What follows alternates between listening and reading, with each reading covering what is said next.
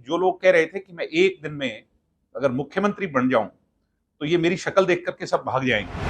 पहले तो नायब सिंह सैनी ने कहा कि तुम हरियाणा छोड़ दो या गुंडई छोड़ दो, तो उन्होंने बदमाशों ने साफ कर दिया कि नहीं हम छोड़ेंगे। और जो एक दिन का मुख्यमंत्री बनने का स्वप्न देख रहे थे, उनको भी ये बता दिया तमाम भर्तियां जो सरकार की हैं जिससे युवा सीधे संबंधित है, वो सारी आज के दिन कोर्टों में अटकी हुई है। सरकार जो बिना पर्ची बिना खर्ची के रोजगार देने की बात कर रही है, आज वो एक्सपोज हो चुकी है कि पहले तो जैसे केंद्र की सरकार ने इस देश के नौजवानों के साथ कुठाराघात किया, फौज में अग्निवीर भर्ती करने का काम किया, परमानेंट जॉब छीनकर सिर्फ 4 साल की टेम्परेरी नौकरी दी, ठीक वैसे ही हरियाणा प्रदेश में HKRN नाम से एक संस्था लागू कर और उसके अधीन रोजगार सिर्फ 1 साल का कॉन्ट्रैक्ट करने का काम किया। आज हर वर्ग, हर व्यक्ति उससे भी दुखी है।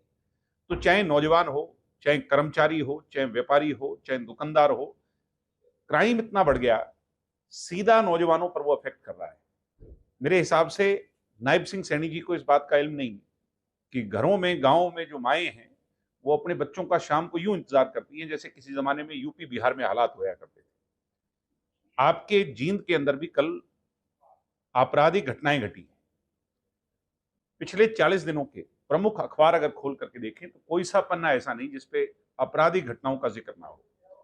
तो सरकार ने चाहे BPL कार्ड काटने का काम किया, चाहे राशन डिपो पर तेल के दाम बढ़ाने का काम किया, इस सरकार के अंदर अफसरशाही इतनी बेलगाम हो गई कि सरकार को ठोस फैसला ही नहीं ले पा रही। कुछ लोगों का मानना यह है कि सरकार का चलन जो है वो चंडीगढ़ से नहीं बल्कि दिल्ली से हो रहा है। और जो जो सरकारें दिल्ली से कंट्रोल चली हैं हरियाणा प्रदेश में, उनके अंदर तो इस तरह की बेगैरत नीतियां जो है ना सामने आई। तो सरकार नाम की कोई चीज प्रदेश में नहीं है।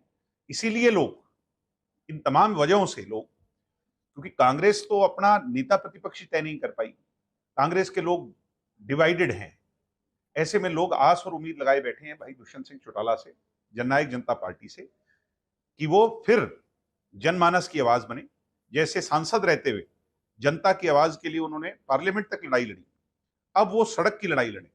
अगले 4 साल जनमानस की लड़ाई लड़ करके उनकी आवाज को शीर्ष तक पहुंचाए। इस बात में भी कोई दो राय नहीं है कि प्रदेश के अंदर कानून व्यवस्था बद से बदतर होती जा रही है। जैसा मैंने अभी जिक्र किया, हर रोज आपराधिक घटनाएं, चाहे वो पत्रकार हों, चाहे व्यापारी हों, चाहे यूथ हो, चाहे एजुकेशनल इंस्टीट्यूट में पढ़ाई करवाने वाले टीचर्स हों। आज एक प्रिंसिपल की भी तो हत्या हुई है कुछ दिन पहले। और ठीक ऐसे ही राजनीतिक लोगों पर भी इस तरह की आज वो है। मगर अचंभा इस बात का होता है कि जो लोग कह रहे थे कि मैं एक दिन में अगर मुख्यमंत्री बन जाऊं तो ये मेरी शक्ल देख करके सब भाग जाएंगे। यानी पहले तो नायब सिंह सैनी ने कहा कि तुम हरियाणा छोड़ दो या गुंडई छोड़ दो, तो उन्होंने, बदमाशों ने साफ कर दिया कि नहीं हम छोड़ेंगे। और जो एक दिन का मुख्यमंत्री बनने का स्वप्न देख रहे थे, उनको भी ये बता दिया। तो यानी इससे ज्यादा बदहाल स्थिति क्या हो सकती है प्रदेश की। इसके लिए मुख्यमंत्री और मुख्यमंत्री के बाद डायरेक्टर जनरल ऑफ पुलिस, दो लोग जिम्मेवार हैं। बाकी तो किसी का दोष निकालो ना निकालो। ऐसा है कि जननायक जनता पार्टी को लोगों ने बड़ा मैंडेट दिया था और ये एक उगता हुआ सूरज है। ठीक है, कभी दिन कभी रात, कभी धूप कभी छाए, ये ये एक सृष्टि का नियम है और हालात से बड़ा कुछ नहीं होता। समय और हालात तय कर देते हैं कि क्या स्थिति बनती है। पिछली किसान आंदोलन रहा, कोरोना काल रहा, मुश्किल चुनौतियां रही, और 10 सीटों के आधार पर सरकार तो नहीं बनाई जा सकती। विपक्ष में तो हम पहले ही थे।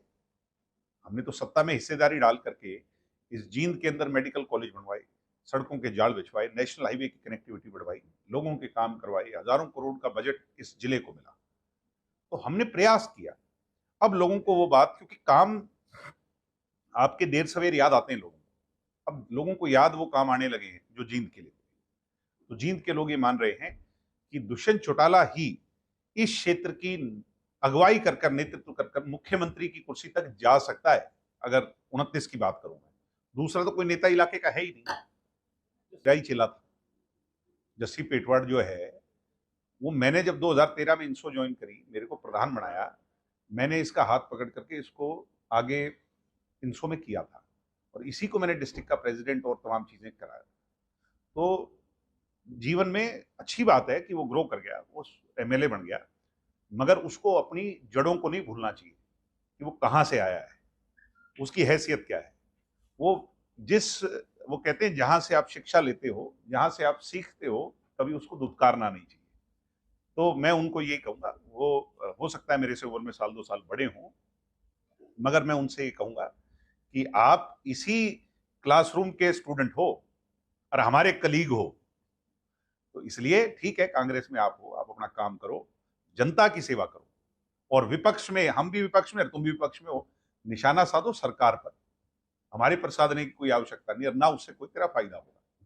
चौतरफा बहुत अच्छा रिस्पॉन्स है, बहुत सकारात्मक और पॉजिटिव रिस्पॉन्स है। लोगों में आज चर्चा इस बात की है प्रदेश में कि प्रदेश के जनमानस की और विशेष तौर पर युवा पीढ़ी की जो आवाज है वो जननायक जनता पार्टी बन रही है। चाहे सीईटी का मामला हो, बेरोजगारी का मामला हो, परीक्षा का मामला हो, जितने विषय हैं, चाहे आज गरीब जनता के बीपीएल कार्ड का मामला हो, चाहे हरियाणा के पानी का मामला हो, यानी हर विषय पर जननायक जनता पार्टी जो भावना बन रही है जनता की, और पीछे का लोग मलाल मान रहे हैं कि हमने दुष्यंत चौटाला को कमजोर कर करके गलती की। आज जिस भी गांव में हम जा रहे हैं, सैकड़ों लोग भीड़ के रूप में अपना आशीर्वाद देने के लिए वहां पहुंच रहे हैं। उनको धमकी मिली है, मिल सकती है, धमकी तो किसी को भी मिल सकती है। आज हालात इतने खराब हो गए प्रदेश के, और उनको पुलिस में केस करना चाहिए और सख्ताई से पुलिस कार्रवाई करे।